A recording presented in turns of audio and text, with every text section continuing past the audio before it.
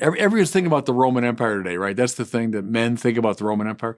Well, I thought about it a lot when I was there because you can't miss it. Everywhere you go, there are signs of the Roman Empire. But what are they? They're ruins. It's a wreck. It's a wreck. There's dusty ruins remain. But there I was as a bishop of the Catholic Church, founded by that baby, right? Founded by that baby who was put to death on a miserable cross by Caesar's representative. And yet Caesar and his empire, they are long gone. But the baby with the angel army won. And that church weirdly endures to this day.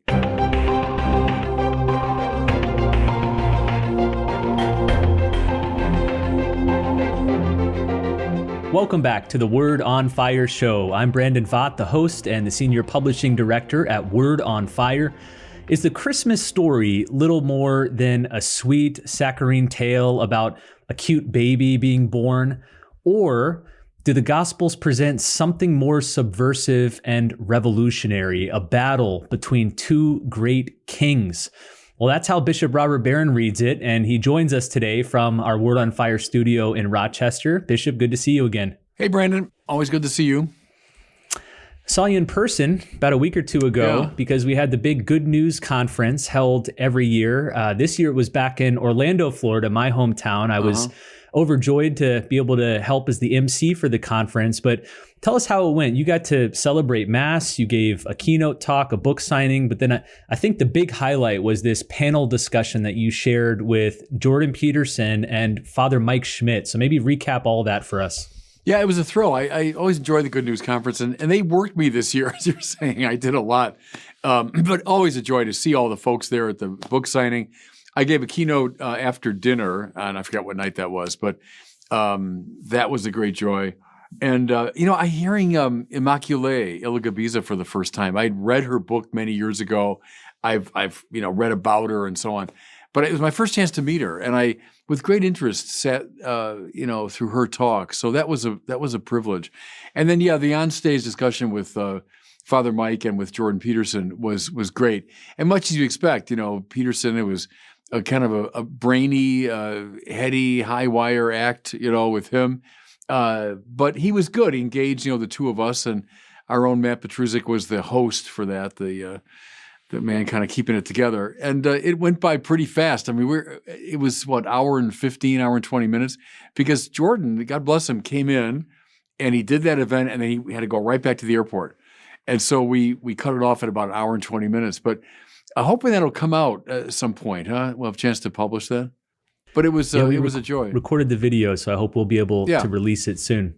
Yeah, I was laughing because I think we had scheduled that panel discussion for an hour, which in retrospect was probably about 1/10 as long as it needed to be. And as the MC, we let it go for like an hour and 20 minutes, and then I came out on stage kind of to try to wrap it up. And as soon as people saw the MC come out, they started booing. Yeah. I thought this is the first Catholic conference when somebody got booed, but it was because the discussion was so lively. They didn't want it to end. Well, great thing about, Peterson is he thinks on the fly. He's not just giving canned answers, and then it wasn't like just, 1, 2, 3, but he would engage the two of us. Like I would say something and I want to follow up on that. And so it made the conversation lively. Well, again, hopefully we'll be able to release that video sometime pretty soon. All right, Bishop. Well, this episode is releasing just before Christmas, and with Christmas around the corner, I thought it was a good chance to take a fresh look at the story of the birth of Jesus, which, of course, all Christians will hear proclaimed on Christmas. Let's begin with this. You've said before that the infancy narratives are not cloying, sentimental kids' stories, but if you understand the literary genre, techniques, motivations, that in truth, the infancy narratives are a call to spiritual revolution. They're subversive. Yeah. Why do you believe that? I go back to Hans Urs von Balthasar, who said, like, one of the marks of great architecture is that every part of the building, in a way, speaks of the whole building. Or like a great sculpture, every part of it is so integrated that it speaks in a way of the whole, right? There's something of that quality, he argued, I think correctly, about the Gospels. that every part of the gospel, every little bit, every story in it, every image in it, in a way speaks of the entire gospel. What's the gospel but the good news of an imperial victory? That God in Christ has won a victory over the powers of the world. That's the good news. Well, once you get that, you can see, every single part of the gospel story speaks of the totality. And the Christmas story is a very good example of that principle, that it's not some little isolated saccharine, introduction, but it speaks of the cross, of the resurrection, of the great battle between the power of God and the powers of the world. I thought what we could do is maybe walk through line by line the Christmas narrative as presented in the Gospel of Luke. So that'll be Luke chapter 2. This is the version that's read on morning mass on Christmas Day. I think each Christmas liturgy uses a different gospel, but morning mass is from the Gospel of Luke. So Luke's account begins like this. In those days, a decree went out from Caesar Augustus that the whole world should be enrolled. This was the first enrollment when Quirinius was governor of Syria. So all went to be enrolled, each to his own town. What do we make of this opening passage? There's several things actually packed in there, and a first century audience wouldn't have missed it. It begins the way most great stories and epic poems would have begun in the ancient world, by invoking these high and mighty figures. That's what poets and writers bothered to write about, were these great figures. So Quirinius, the Roman governor of Syria, and then Caesar Augustus, who's the king of the whole world. What's interesting is Luke is preparing his reader, though, for a surprise, because though he begins with those figures, they're not the main characters. They're kind of ancillary characters, and it's really about this little nobody couple making their way to a little dusty outpost of the empire of Caesar. So it sets up a surprise, but it also does something else, Brandon. It keeps those two figures in the back of our minds. So as we read the story of Christmas, we're meant to have Quirinius and especially Caesar Augustus in mind, because they're going to be the foil to the real story that he's telling. The other thing I think we should notice about it is the census, and that might strike us as kind of an innocent thing to do, but not in a biblical framework at all. Remember, in the Old Testament, David gets into a lot of trouble with God when he calls for a census. Now you say, why? Well, it was seen as a very paradigmatically powerful and manipulative thing to do. If a king counts his countrymen carefully, then he can tax them more efficiently. He can draft them into the army more effectively. It was a very aggressive sort of move. So as the story of Christmas opens, you have the most powerful figure in the world doing this paradigmatically sort of tyrannical thing. You're meant to see, there he is, the king of the world doing a typically kingly thing. Now, what's going to be fun to watch is how Luke says, that's not the king I'm really interested in. And he paints the picture then. So he does that almost immediately in the next verse, because he says Joseph and Mary went to Bethlehem, and while they were there, the time came for her to have her child, and she gave birth to her firstborn son. She wrapped him in swaddling clothes and laid him in a manger, because there was no room for them in the inn. Now, there's a lot there. I want to focus on each of those phrases independently, but let's start with the fact that there was no room for them in the inn. Why is that detail significant? Yeah, well, think of this. We're meant to hear the contrast between Rome, because he's mentioned Caesar Augustus, who's the emperor of Rome, and then Bethlehem. What's Bethlehem? Well, that's this little nothing town, but it was the town of King David. So you're seeing this contrast between the king of the world, the Roman king, and a new David who's arriving, right? So we're meant to see that. But then think about this. Who had the greatest house in the ancient world? Well, it would have been Caesar. If you go to this day to Rome and you go in the Roman Forum and let's say you're facing the Colosseum, look up to your right and you'll see this elevation. That's called the Palatine Hill. And the palace of the emperor was up there, and it came from that word palatina. That's our words palazzo and palace and palais come from that. So here's the best housed person in the ancient world. And by contrast, here's this other king, the new David, who has no place to stay. In fact, even the lousy, probably literally lousy, travelers hostel in little Bethlehem, even that wasn't good enough for him. So it's the contrast between what's your vision of the good life? Is it about being well housed and well protected and living on the Palatine Hill? Or is it about something else? That's what I think Luke is suggesting. So again, Luke tells us that after being born, Jesus was wrapped in swaddling clothes. I know this detail was beloved by the church fathers who commented on it often, but what does this signal? I think a number of things, but I think of who is the freest, rangiest person in the ancient world would have been the Roman emperor. Could do whatever he wanted. He had almost limitless power. By that time, so the restrictions of the Roman Republic were gone, and we have this imperial Rome has emerged. So the emperor was uncontested, really, in his power. He could do whatever he wanted. Then you've got this little baby, tiny, tiny baby, who has almost no power, and more to it, is wrapped up in these swaddling bands, which means he has almost zero freedom of movement. Well, we got two kings, don't we? One vision of kingship, boy, he's well protected in his palace, and he's able to do whatever he wants.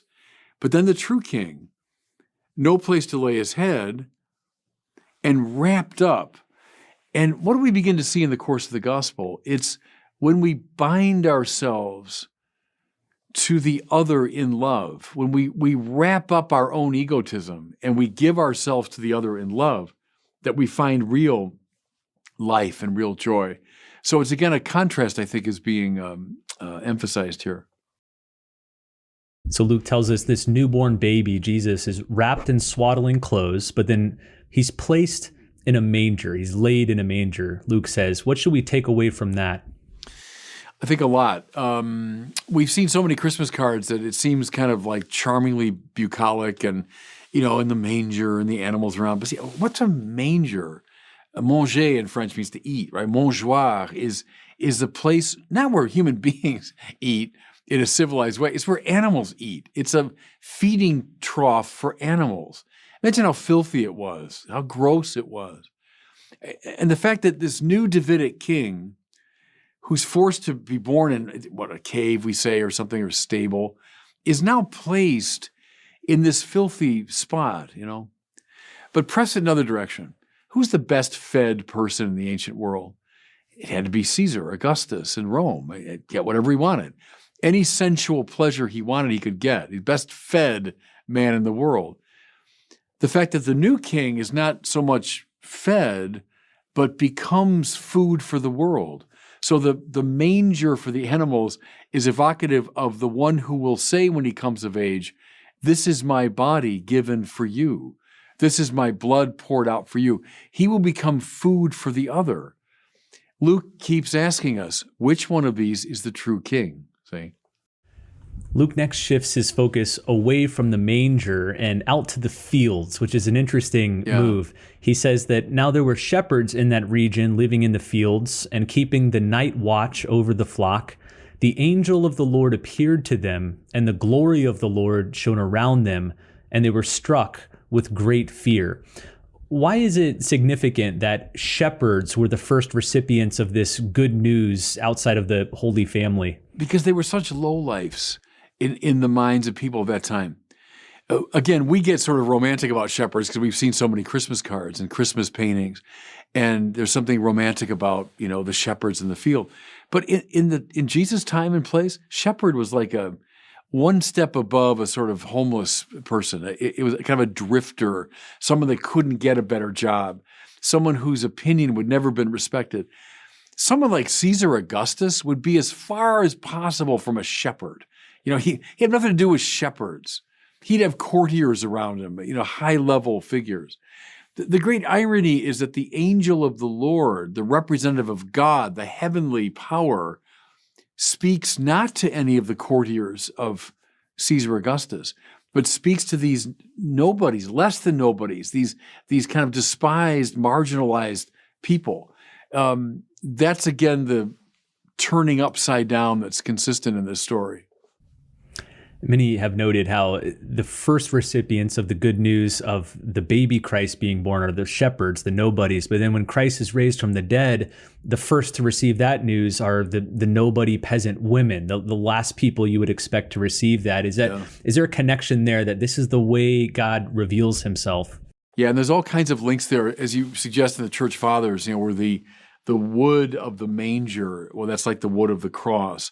The swaddling bands of the baby Jesus are like the shroud that wraps up his dead body. So there you see a lot of parallels between the nativity account and the crucifixion account.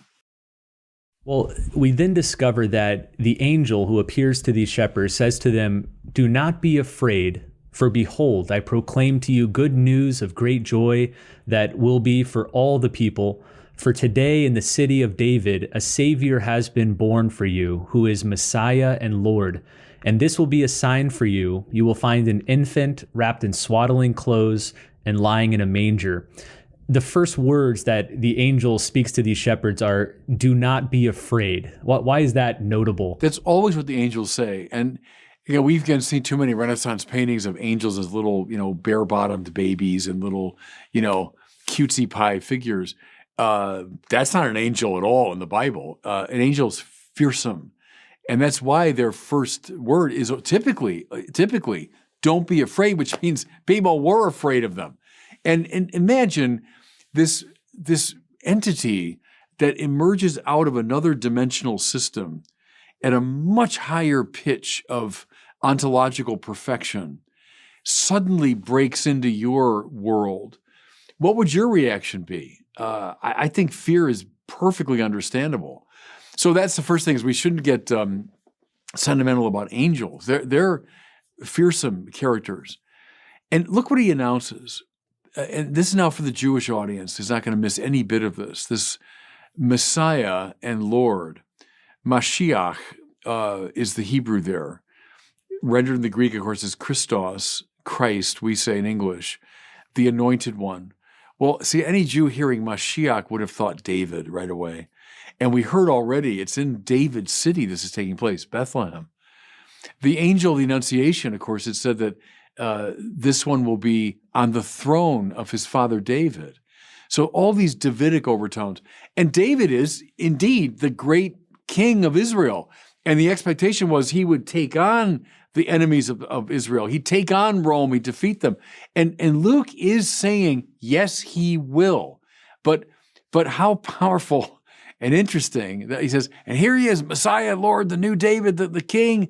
And the sign will be a baby wrapped in swaddling clothes and lying in a manger. What? That's the sign?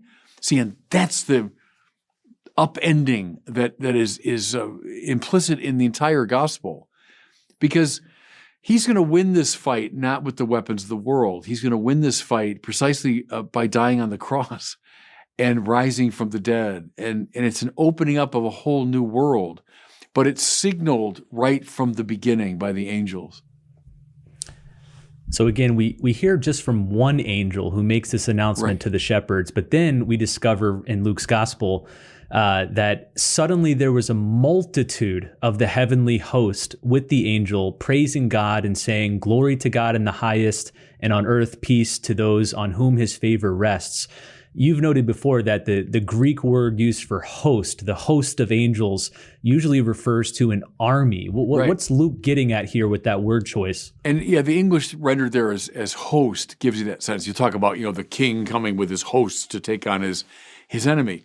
But that's the word, is appearing with the single fearsome angel is now an entire army of angels. So an overwhelmingly powerful, that doesn't even begin to get it, extraordinary, frightening, unnerving display of the heavenly power.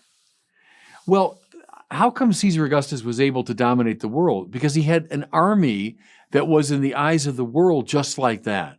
It was overwhelming. It was the best equipped. It was the best trained and all that. That's why he was able to dominate the world. Luke is saying, I know this baby looks like nothing, this baby wrapped in swaddling clothes and lying in a manger, but the baby has got an army of angels with him. And that's far more powerful than anything that's in the world. And I'll tell you, just to bring this back home, as we record these words, I'm just, a couple weeks removed from the synod. I was in Rome, and it just struck me over and over again. Everyone's thinking about the Roman Empire today, right? That's the thing that men think about the Roman Empire. Well, I thought about it a lot when I was there because you can't miss it. Everywhere you go, there are signs of the Roman Empire. But what are they? They're ruins. It's a wreck. It's a wreck. There's dusty ruins remain.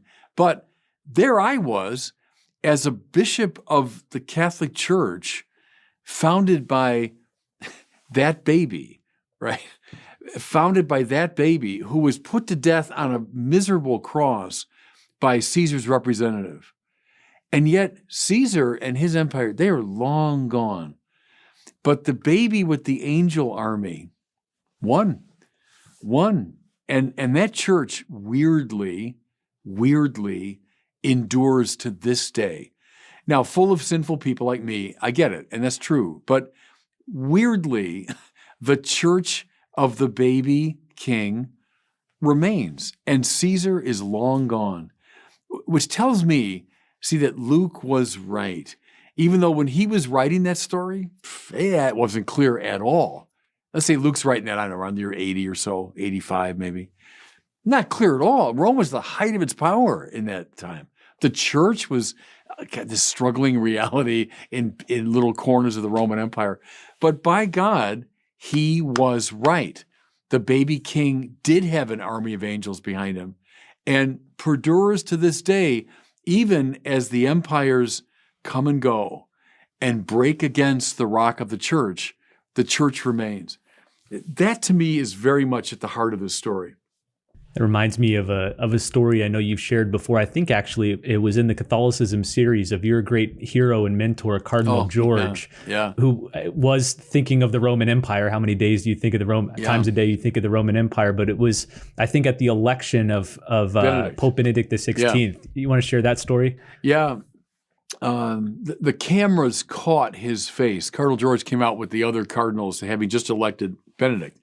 And the Pope is waving, and then the other cardinals, or the cardinals that remain, came out on the balcony. And they're all kind of smiling and shaking hands and so on. But the Cardinal George had this very pensive expression on his face, and the cameras caught it. So when he got home, people were curious, and they said, what were you thinking about as you stood there with that very pensive look on your face? And he said really what I've just said. He said, well, I was thinking about the Palatine Hill and the Roman emperor and how, where's his successor?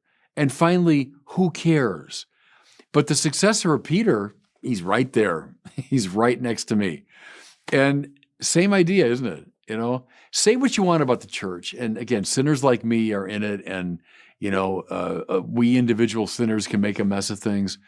But the church remains. It's a profound mystery, the more you think about it. It's a confounding mystery. What other institution even has endured? None. The church is mysteriously there, and that's what's announced in the Christmas story. Let's close with this question. What should we make of the fact that God chose to become incarnate in the form of a baby? Presumably, he could have come in any shape, any form. He could have been a strong man, a warrior, a king. He could have just appeared as a king. Right. Why a baby? I like our shared hero, C.S. Lewis's line. He had to sneak clandestinely behind enemy lines. So when the Lord came, he didn't come bursting through the door of the enemy. He was slipped like a spy, like a secret agent, quietly behind enemy lines, so he wasn't noticed at first. It's a way too, Brandon, of thinking about the famous problem of the silent years of Jesus. That is also very mysterious the more you think about it. Here's the Son of God comes, but for 30 years, roughly, let's say, or 28 years, whatever it is, he just lived in this little nothing town, Nazareth, with his mother and his friends, I guess, and a carpenter. What gives? Why didn't he just kind of just burst into action? Well, biding his time like a good and patient spy, so he wouldn't be noticed as he came of age. And only when his hour indeed had come, right, was he ready to manifest himself. I think that's still a powerful explanation of it.